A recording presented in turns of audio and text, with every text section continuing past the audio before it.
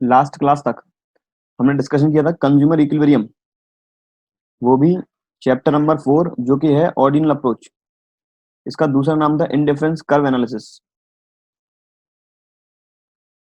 Consumer equilibrium, indifference curve analysis, इसके अंदर सबसे पहला टॉपिक हमने पढ़ा था इंडिफरेंस कर्व। इंडिफरेंस कर्व जिसकी डेफिनेशन थी एक ऐसा कर्व, एक ऐसा ग्राफिकल रिप्रेजेंटेशन जो बताएगा कि हम दो गुड्स की कितनी कितनी यूनिट कंज्यूम कर सकते हैं अलग अलग कॉम्बिनेशन पे। इंडिफरेंस कर्व मींस एक ऐसी ग्राफिकल रिप्रेजेंटेशन जो बताएगा कंज्यूमर दो गुड की कितनी कितनी यूनिट्स कंज्यूम कर सकता है अलग अलग कॉम्बिनेशन पे।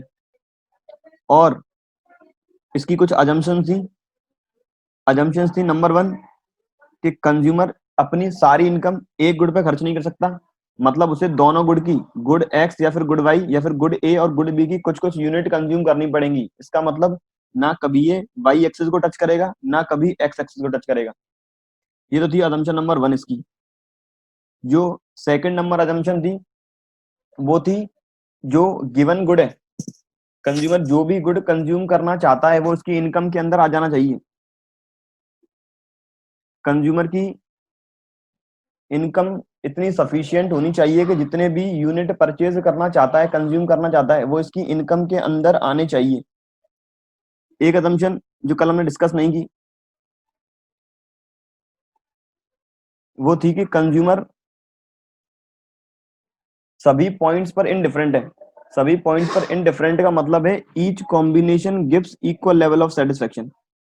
Each combination gives equal level of satisfaction, कि हर एक कॉम्बिनेशन, जितने भी 5 कॉम्बिनेशन है A B C D E, हर कॉम्बिनेशन सेटिस्फेक्शन इक्वल देता है। चाहे कंज्यूमर ए कॉम्बिनेशन कंज्यूम करे या कंज्यूमर कंज्यूम करे ई कॉम्बिनेशन, सेटिस्फेक्शन रहेगा इक्वल, चाहे वो कॉम्बिनेशन ए हो या वो कॉम्बिनेशन ई हो। बस इतना है कि यहाँ पर यूनिट्स ए वाले कॉम्बिनेशन में कल अपनी यूनिट्स थी 15 और 1, ई वाले कॉम्बिनेशन पे यूनिट थी कुछ मेरे ख्याल से 3 और 5 शायद। 15 1 पहले पे थी, फिर था अपना 10 2, फिर था 6 3, 6 3 के बाद था 3 और 4, यहाँ पे था 1 और 5, 1 और 5। हर combination equal level of satisfaction देता है। जितने भी कॉम्बिनेशन हैं सारे कॉम्बिनेशन सेटिस्फेक्शन देते हैं इक्वल। इसके बाद हमने पढ़ा था इनडिफरेंस सेट। इनडिफरेंस सेट का मतलब पढ़ा था हमने कि जितने भी पॉइंट्स प्लॉट करते हैं इन डिफरेंस कर्व पे, जितने भी पॉइंट्स प्लॉट किए जाते हैं इन डिफरेंस कर्व पे,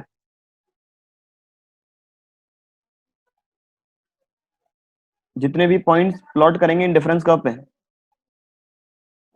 हिंदी में बात करूं तो इन डिफरेंस कर्व जितने भी कॉम्बिनेशन से मिलकर बना होता है उन सभी को नाम दिया गया है इन डिफरेंस सेट का। All those combination which can be plotted on indifference curve are known as indifference set, which means in the given case A, B, C, D, E, these are indifference set। हमने कल indifference curve की definition, indifference curve की assumption, indifference curve का schedule, indifference set की definition ये discuss किए थे। आज डिस्कस करने वाले हैं इसके आगे वाला पोर्शन जो कि इंडिफरेंस कर्व की प्रॉपर्टी रहेगा, प्रॉपर्टीज ऑफ इंडिफरेंस कर्व।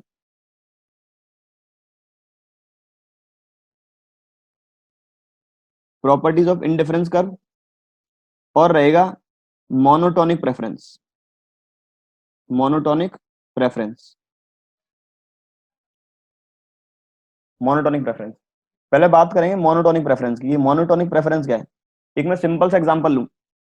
मेरे पास जितनी भी गिवन इनकम है मैं 2 गुड पे खर्च करूंगा। मैं अपनी गिवन इनकम 2 गुड पे खर्च करूंगा, तो गुड एक्स और गुड वाई। मेरे पास 4 ऑप्शन है, मेरे पास 4 ऑप्शन है। मैं गुड वाई की 10 यूनिट परचेज करूं, गुड एक्स की 9 यूनिट परचेज करूं, मेरे पास गिवन इनकम में मेरे पास 4 ऑप्शन है ए बी सी डी। पहला ऑप्शन है कि मैं वाई की 10 यूनिट लूं और एक्स की 10 यूनिट लूं, वाई की 10 यूनिट और एक्स की 10 यूनिट, वाई की 9 यूनिट, एक्स की 10 यूनिट और एक्स की 9 यूनिट और वाई की 9 यूनिट। मेरे पास कुछ ऐसी पॉसिबिलिटी है कि मेरे पास जो गिवन इनकम में 4 अलग अलग ऑप्शन है, या फिर कहूं 4 अलग अलग प्रोड्यूसर्स है, मुझे कुछ इस तरह के ऑप्शन दे रहे हैं। पहला प्रोड्यूसर कह रहा है कि यदि आप हमसे गुड्स परचेज करोगे तो हम 9 यूनिट देंगे एक्स के और 10 यूनिट देंगे वाई के। दूसरा कह रहा है कि हम दोनों के 10-10 यूनिट देंगे। तीसरा कह रहा है कि हम पहले के देंगे 10 यूनिट, चौथे के और दूसरे के देंगे 9 यूनिट, और लास्ट वाला कह रहा है हम दोनों के ही देंगे 9-9 यूनिट्स। तो कंज्यूमर किस कॉम्बिनेशन को प्रेफर करना चाहेगा? दो तरफ से आंसर आ रहा है, कॉम्बिनेशन बी। यही है मोनोटोनिक प्रेफरेंस, कि एक रैशनल कंज्यूमर हमेशा वह गुड या फिर उस कॉम्बिनेशन को चूज करेगा जिसमें, एक रैशनल कंज्यूमर हमेशा वह कॉम्बिनेशन चूज करेगा जिसके अंदर या तो एक गुड की सबसे ज्यादा यूनिट मिलेगी उसे, या फिर दूसरे गुड की सबसे ज्यादा यूनिट मिलेंगी। Monotonic preference means a rational consumer, a rational consumer always prefer, always prefer more of both the goods or more of one good with not less than of another। एक rational consumer हमेशा prefer करेगा या तो दोनों good के सबसे ज्यादा unit, या तो दोनों गुड के सबसे ज्यादा यूनिट, या फिर वो प्रेफर करेगा एक गुड के सबसे ज्यादा यूनिट और दूसरे गुड के भी यूनिट कम नहीं होने चाहिए। एक रैशनल कंज्यूमर, वापस एग्जांपल पे आए, एक रैशनल कंज्यूमर हमेशा या तो दोनों गुड के सबसे मैक्सिमम यूनिट प्रेफर करेगा या फिर एक गुड के सबसे अधिकतम यूनिट और दूसरे गुड के भी कम नहीं होने चाहिए। अगर मेरे पास इस जगह यूनिट होती 8, गुड वाई की यूनिट होती 8 और इस जगह गुड वाई की यूनिट होती 9, और कौन सा कॉम्बिनेशन है, इस जगह कर दे 9 और 9 या 8-9, इस जगह कर देते हैं 8। अब देखें वापस मोनोटोनिक प्रेफरेंस। एक रैशनल कंज्यूमर एक्स गुड के कॉन्टेक्स्ट में बात करें तो हमें मैक्सिमम यूनिट मिल रही है एक्स गुड में 10 बी कॉम्बिनेशन में, तो our rational consumer always prefer more of one good, that is X. X good की सबसे ज्यादा यूनिट मिल रही है और वाई गुड की 3 जगह कॉमन यूनिट मिल रही है, 9 9 और 9। वाई गुड की 3 जगह कॉमन यूनिट मिल रही है, 9 बी कॉम्बिनेशन में, 9 सी कॉम्बिनेशन में, 9 डी कॉम्बिनेशन में। वह चूज करेगा वह कॉम्बिनेशन जिसमें उसे एक गुड की सबसे ज्यादा यूनिट मिलेंगी और दूसरे गुड की दूसरे कॉम्बिनेशन के कंपैरिजन में यूनिट कम नहीं मिलनी चाहिए, या फिर कंज्यूमर चूज करेगा वह कॉम्बिनेशन जिसके अंदर उसे दोनों गुड की मैक्सिमम यूनिट मिल रही हो। ये मोनोटोनिक प्रेफरेंस है कि हमेशा हम चाहते हैं हमें क्वांटिटी ज्यादा मिले। हमने पहला वाला कॉम्बिनेशन था जो 15 और 1, एक रैशनल कंज्यूमर ये चूज क्यों करेगा, क्यों उसमें लिख रहा है, रैशनल कंज्यूमर दिख रहा है कि उसे टोटल क्वांटिटी मिल रही है 16, उसे टोटल क्वांटिटी मिल रही है 16, और हर बार बी कॉम्बिनेशन में 12, सी कॉम्बिनेशन में 9, फिर 7, फिर 6। रैशनल कंज्यूमर हमेशा प्रेफर करता है सबसे ज्यादा यूनिट वाला कॉम्बिनेशन, कि गिवन इनकम के अंदर जो प्रोड्यूसर सबसे ज्यादा क्वांटिटी प्रोवाइड कराता है हमेशा एक नॉर्मल कंज्यूमर वही परचेज करता है। ये था monotonic preference. A rational consumer always prefer more of both the goods or more of one good with not less than of another। अब बात करें इंडिफरेंस कर्व की प्रॉपर्टीज। प्रॉपर्टीज जो पहली प्रॉपर्टी है वो कहता है two ICs never intersect to each other. Two ices never intersect to each other.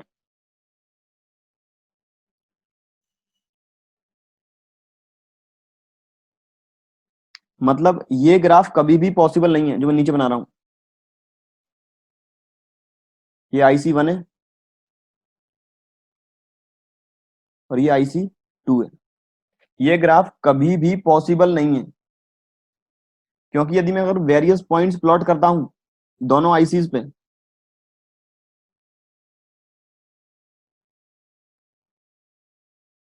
ये मैंने combination A B C D और ई, मैंने IC1 पे 5 कॉम्बिनेशन प्लॉट किए, A B C D E, sorry IC2 पे, और IC1 पे W X Y और जेड। मैंने 5 कॉम्बिनेशन प्लॉट किए हैं IC1 पे और 5 कॉम्बिनेशन प्लॉट किए हैं IC2 पे।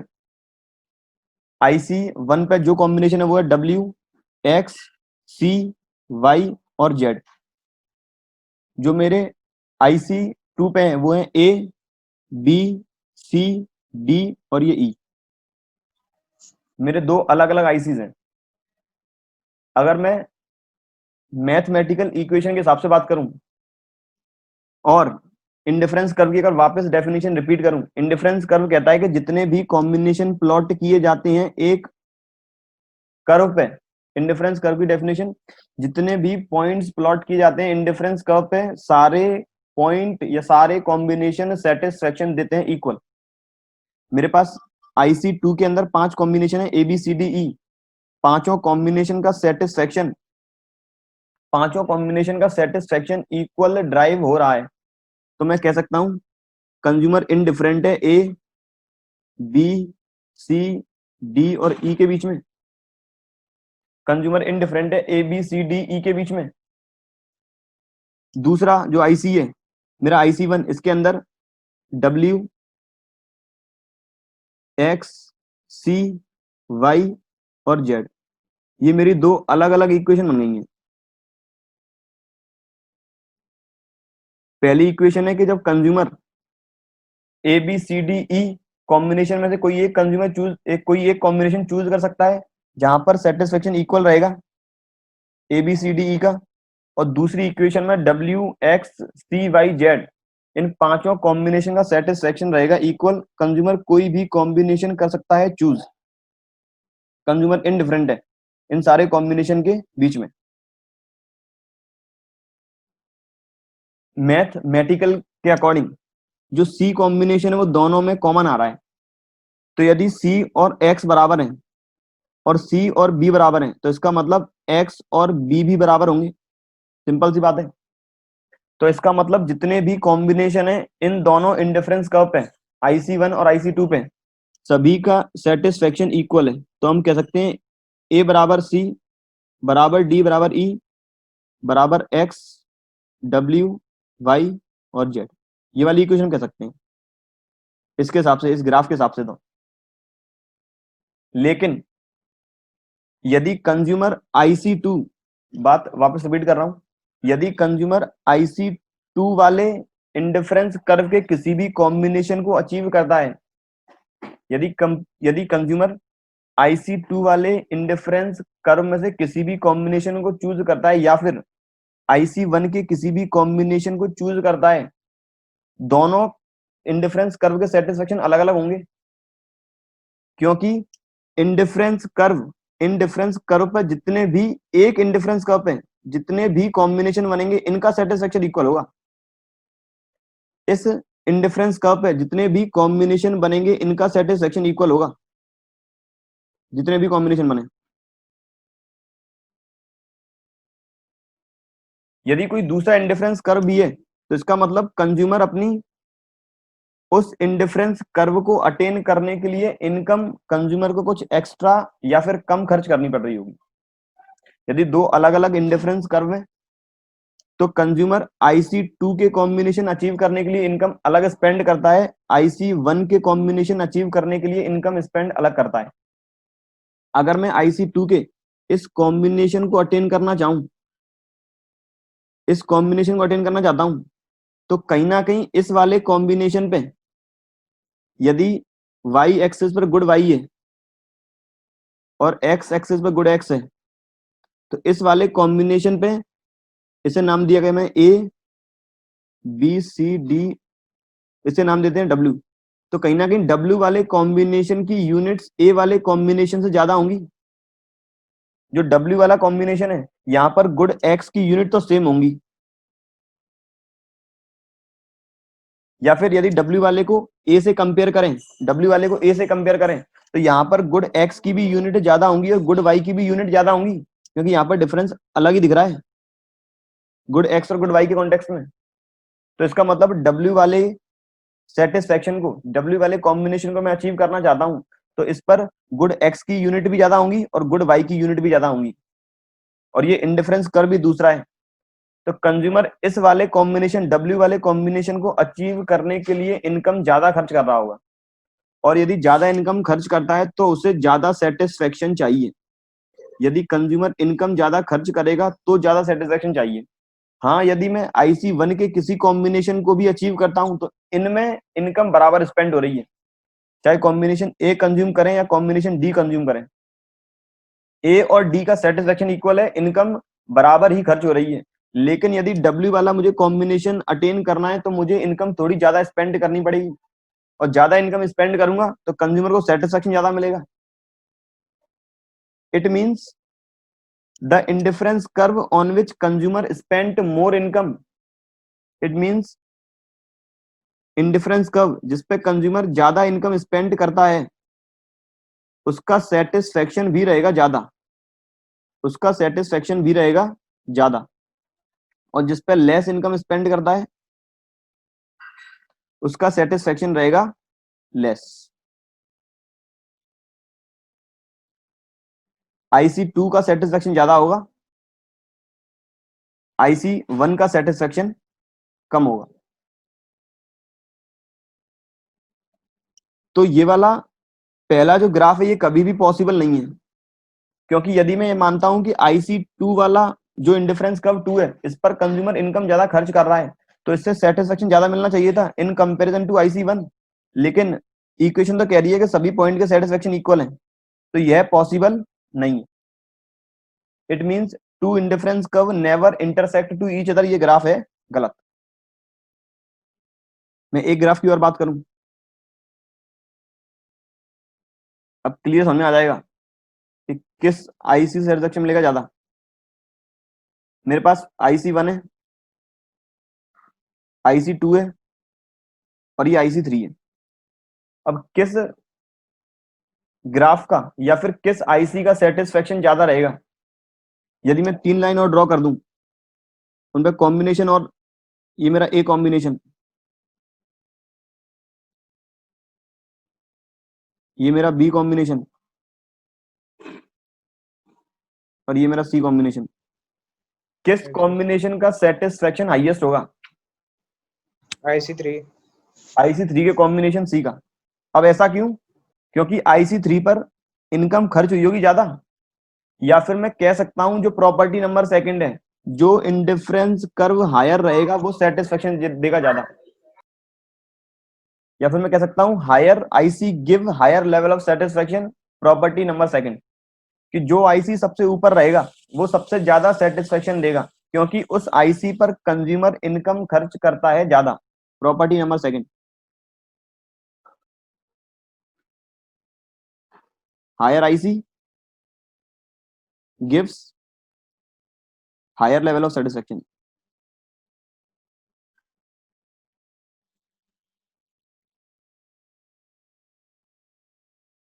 क्योंकि कंज्यूमर यदि ज्यादा इनकम खर्च करता है तो वो एक्सपेक्ट कर रहा है कि मुझे सेटिस्फेक्शन मिले ज्यादा, संतुष्टि मुझे ज्यादा हो। और जो पॉइंट है मोनोटोनिक प्रेफरेंस वो केवल अप्लाई होता है सेम कॉम्बिनेशंस के बीच में। यदि यहां पर मैं कॉम्बिनेशन प्लॉट करता हूं IC1 के अंदर ADPQ,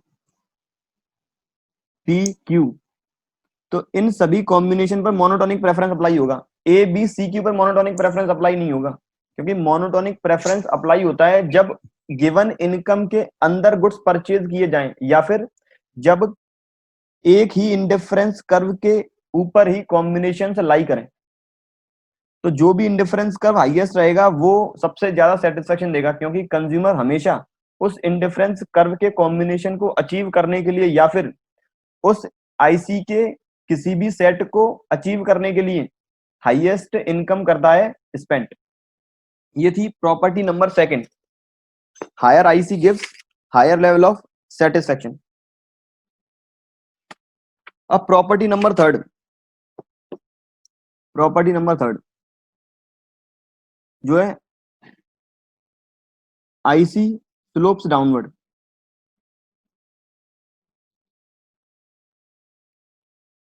और इंडिफरेंस कर्व शेप्स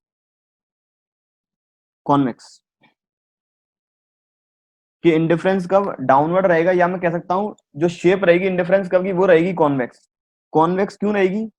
क्योंकि जो इंडिफरेंस कर्व का रेट ऑफ चेंज है, जो इंडिफरेंस कर्व का रेट ऑफ चेंज है प्रोडक्शन पॉसिबिलिटी कर्व में, इस रेट ऑफ चेंज का नाम था मार्जिनल अपॉर्चुनिटी कॉस्ट।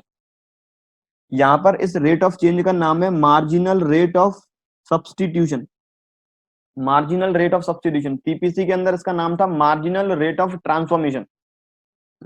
एमआरटी इसलिए था क्योंकि प्रोड्यूसर अपने टेक्नोलॉजी और रिसोर्स ट्रांसफॉर्म कर रहा है वन गुड से अनदर गुड में, और यहां पर मार्जिनल रेट ऑफ सब्सटीट्यूशन का मतलब,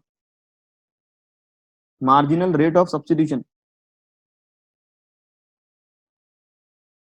इसका मतलब है कंज्यूमर अपने गिवन इनकम को किसी दूसरे सब्सटीट्यूट गुड में स्पेंड कर सकता है, किसी दूसरे सब्सटीट्यूट गुड में स्पेंड कर सकता है। टी और कॉफी, मैंने एक नया वर्ड यूज किया है सब्सटीट्यूट। सब्सटीट्यूट क्रिकेट में बहुत बार सुना होगा, कोई प्लेयर इंजर्ड हो गया तो उसकी जगह एक सब्सटीट्यूट खिलाड़ी लगा दिया है, सब्सटीट्यूट प्लेयर आ गया है। मतलब यदि सब्सटीट्यूट गुड की बात करूं तो यदि मैं टी कंज्यूम करना चाहता हूं तो उसका सेम सब्सटीट्यूट है कॉफी। यदि टी नहीं मिली मुझे तो मैं कॉफी से काम चला सकता हूं, तो ये सब्सटीट्यूट गुड है। इस सब्सटीट्यूट गुड के बारे में विशेष चर्चा होगी जब हम पढ़ेंगे डिमांड, तब और समझ आएगा सब्सटीट्यूट होता क्या है। अभी तो याद रखें सब्सटीट्यूट गुड मींस जब मेरे पास एक गुड नहीं है तो मैं दूसरे गुड से काम चला सकता हूं, वो सब्सटीट्यूट है, बैकअप एक तरीके से। तो मार्जिनल रेट ऑफ सब्सटीट्यूशन का मतलब जब भी कंज्यूमर अपनी गिवन इनकम को एक गुड से दूसरे गुड पे करेगा शिफ्ट, वो कहलाती है मार्जिनल रेट ऑफ सब्सटीट्यूशन या फिर एमआरएस। और एमआरएस जो भी रहेगा इंडिफरेंस कर्व में वो रहता है डिक्रीजिंग ट्रेंड में, वो रहता है डिक्रीजिंग ट्रेंड में। एमआरएस जो भी रहेगा वो रहेगा डिक्रीजिंग ट्रेंड में। सबसे पहले वापस कल वाली टेबल पे बात करूं, मेरे 5 कॉम्बिनेशन थे। पहला कॉम्बिनेशन था 15-1, दूसरा कॉम्बिनेशन था 10-2, तीसरा कॉम्बिनेशन 6-3, चौथा कॉम्बिनेशन 3-4, पांचवा कॉम्बिनेशन 1-5। मैंने सबसे पहले 5 यूनिट सेक्रीफाइस की एडिशनल 1 बनाने के लिए, फिर मैंने सेक्रीफाइस की 4 यूनिट एडिशनल 1 बनाने के लिए, फिर सेक्रीफाइसिंग रेट हो गई 3 यूनिट एडिशनल 1 बनाने के लिए, फिर सेक्रीफाइस रेट 2 यूनिट एडिशनल 1 बनाने के लिए। तो जो मेरा सेक्रीफाइस करने का रेट है वो डिक्रीज होता जा रहा है, या फिर मैं कहूं जो भी मेरा स्लोप निकल के आएगा, स्लोप का formula loss in one good upon gain in another, कि जिस भी गुड में लॉस होगा उसमें डिवाइड करेंगे गेन वाले गुड का। मुझे पहले लॉस हुआ 5 यूनिट का एडिशनल 1 निकालने के लिए, यहां पे स्लोप आ गया 5। फिर मुझे लॉस हुआ 4 यूनिट का एडिशनल 1 निकालने के लिए, तो स्लोप आया 4, फिर आया 3, फिर आया 2। तो जो स्लोप है या फिर जो रेट ऑफ चेंज है वो डिक्रीज होता जा रहा है, या फिर जो एमआरएस है वो डिक्रीज होता जा रहा है। अब एमआरएस डिक्रीज क्यों हो रहा है? क्योंकि कंज्यूमर की जो भी इंटेंसिटी है,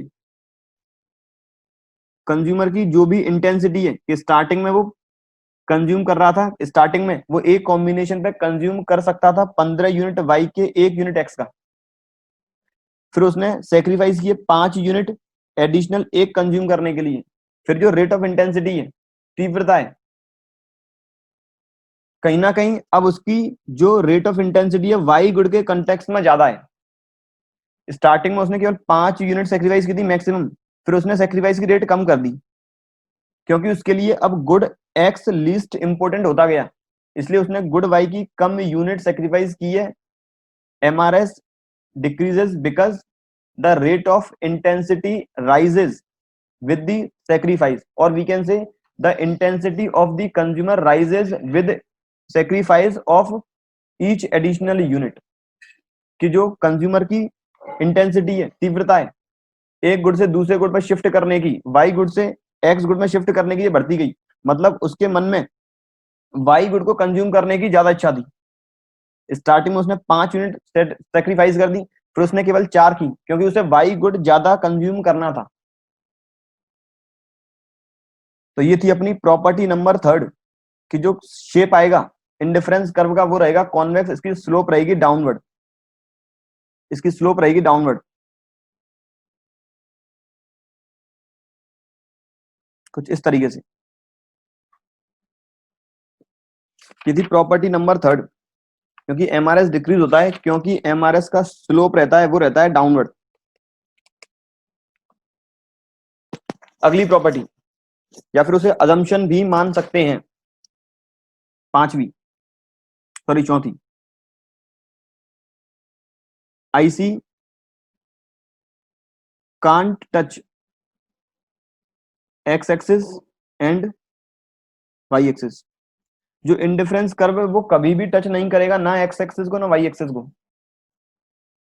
रीजन कल ही डिस्कस कर चुके हैं, because consumer can not spend its whole income on one good only, क्योंकि कंज्यूमर अपनी सारी इनकम एक गुड पे खर्च नहीं कर सकता, यही रीजन है।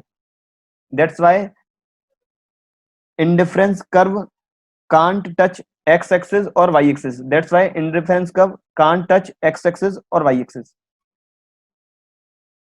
because a consumer cannot spend its whole income on the one good only, he has to consume some units of one good and some units of another good, he has to consume some unit of good x and some unit of good y, he cannot spend its whole income either on good x or good y। ये थी 4 properties. Number 1 is IC cannot intersect with each other because higher IC gives higher level of satisfaction, or we can say that IC which is highest, consumer spent more income on it, and if he spent more income then he has to receive more satisfaction in compared to the another, and if IC intersect then all combination will provide equal satisfaction, it means there is no difference, there will be no difference between the income spent on different combinations or different ICs, number 1। Number 2, higher IC gives higher level of satisfaction because higher IC means income will spend more, income will spend more in compared to the lower ICs। In the given graph, consumer spent more income on IC3 in compared to IC2 and IC1 because on combination C he receive highest unit of both good X and good Y, and if he spent more income he has to receive more satisfaction, he has to receive more utility in compared to combination A and combination B। Number 3, IC slopes downward because the shape of IC is convex and marginal rate of substitution decreases by each additional unit as long as consumer shift its consumption,